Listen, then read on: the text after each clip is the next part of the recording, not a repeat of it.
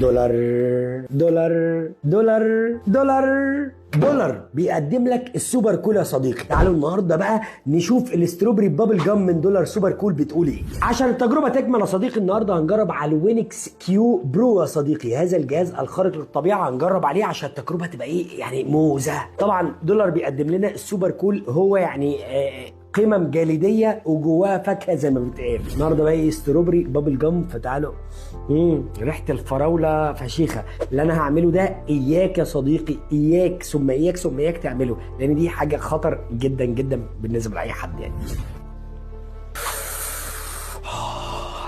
الدنيا ساقعه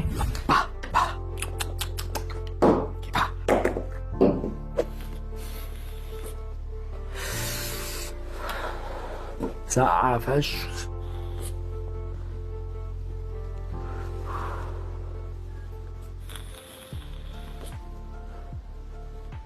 واو ساعة لدرجة مرعبة يا صديقي، ساعة اللاين اللي انتوا عارفينه وكل الناس بتروح تجيبه برضه حاطط كلمة سوبر كول. ساعة دولار هنا حرفيا يا صديقي معدياه، زي ما انا بقول لك كده الساعة هنا معدياه. بالنسبة للفليفر هو الفليفر اللي احنا كلنا عارفينه في دولار، اللي هو عبارة عن ايه؟ عبارة عن اللبان، عارف انت اللبان الطري اللي كنا بنجيبه زمان كده، وجواه كريم، مش كريمة، تقدر تقول جواه كده ايه سيرم كده بتاع ستروبري بتاع فراولة. عارف انت في بقك كده تقعد تعضعض في اللبانة وفي اخرها تلاقي طعم الفراولة انفجر، او اول ما بتدوس على اللبانة طعم بينفجر. ده اللي حصل هنا حرفيا، الطعم متاح وموجود والطعم باين جدا، وفي نفس الوقت القمم الساقعه اللي محطوطه هي غير طبيعيه وغير مبرره. وانا عايز اقول لكم سر والله العظيم مش بهزر يا صديقي، انا فعليا انا كنت بقى واحد بيحارب الساقعه، انا ما كنتش بحب الساقعه يا جماعه، بس لما شربت دولار انا حاليا بقيت يعني ايه من مريدين الساقعه، من الناس اللي بتقول لك اشرب ساقعه يا صديقي. بجد دي اول مره تحصل لي ان انا ابقى حابب حاجه او فكره كنت انا زمان